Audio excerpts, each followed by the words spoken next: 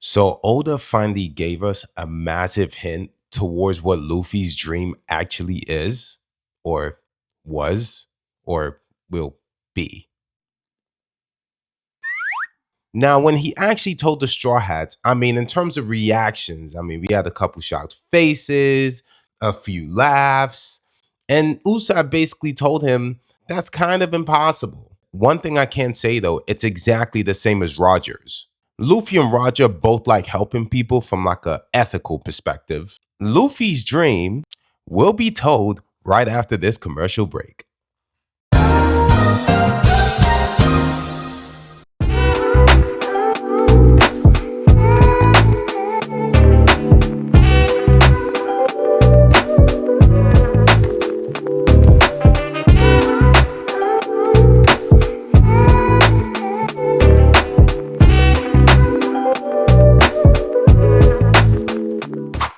I didn't even mean to do that. Like, come on. Yes, you did. No, I didn't. Luffy's dream. Yeah, about that. I'm gonna need y'all to hit that like button and that subscribe button and join the notification gang. Turns out only 6% of y'all who actually watch my content are actually subscribed. The rest of y'all 94 basically lurking. Come on, stop playing. Push the damn button. Push the goddamn button. Push the goddamn button. And I mean, if you don't like it, you're not going anywhere. So Shanks got like a whole brother at this point. But first, Luffy's dream though.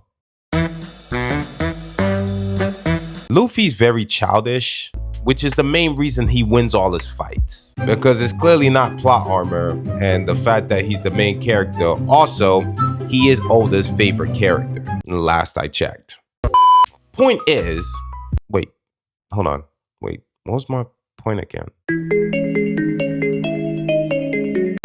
Luffy loves parties. And like Mihawk said, he has the greatest power in the world to be able to turn an op into a friend, which I'm not gonna lie to you is basically the most busted power in life. Luffy's always bringing people together, and I mean, let's take away anime logic for a second, right? If we take that away and look at it in realistic terms, you can't literally bring everybody on the planet together. It's like trying to eliminate racism in its entirety. Like, I mean, you can minimize it to like a heavy degree, but to minimize it in its entirety seems a little unrealistic. Now, would we all like for it to be gone? Yes. I would hope you guys would say yes. But also at the same time, realistically, there are always going to be people who feel some type of way. Sad, yes, but definitely realistic. Road or basically explains why he wants to help Hirudegan. Hydrogen. Heru. Is that his name? Not gonna lie, like, yeah, I'm pretty misinformed. You know what? We're gonna call him Giant H. That sounds a little weird. You know, we basically have the classic, I've endured hardship and I want to be king and unite everybody.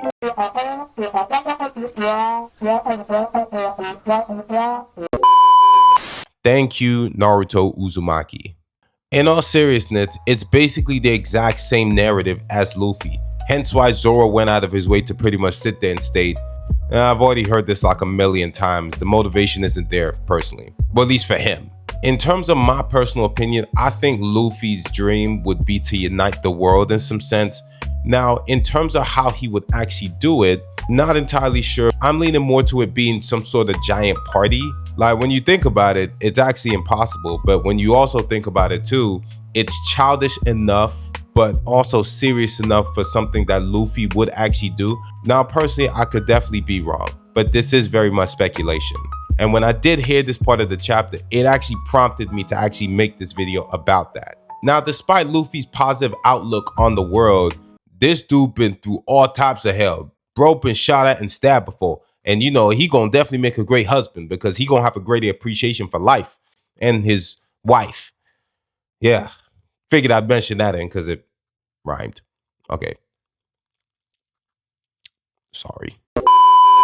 I think Luffy's dream would be to make one giant party, basically uniting the entire world, pirates and civilians alike. It is technically impossible. Well, it's actually not impossible, but when you think about it, he has kind of been going around the world to the point where his influence is that massive where he could very much pull it off. In addition to that, he is the main character. He will pull it off. Then again, it does sound like something Luffy would do, or perhaps I could very much be wrong. In other news, what the name is Shamrock?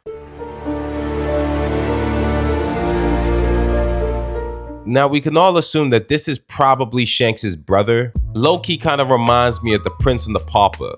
Basically, two twins separated at some point. I think that's how the narrative went. And then they reunite at some point. One's like real classy and real sauced up, and the other one a little bummy. But don't get it twisted. Shanks will run that fate though. Shanks officially ended the war of Marineford.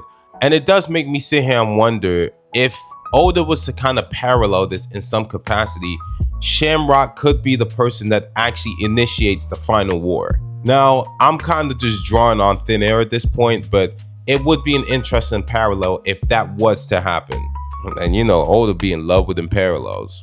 Shanks and Luffy, oh no, not that. I mean, Shanks and Roger, not gonna lie, pretty early in the morning, no one, that's a bit of a hot mess. Luffy and Roger, Rayleigh and Zoro, right. So is this really pulling out of thin air? No, but it is speculation. Absolutely. Gunko was out here giving low-key that work. I ain't gonna lie to you, but let's keep it a whole bucket. Anybody can catch work, especially if they tied up. So is it impressive? I can't really comment on whether it's impressive, but at the same time, take that ball and chain off and run the fade, and let's see if you still that nice though. I really do like Shamrock's outfit though. To be honest, he got that night build. I'm talking brick by brick. So the game plan is to get Elbaph under the world government by any means necessary. And well, as far as we know, that plan may very well be done and over right now.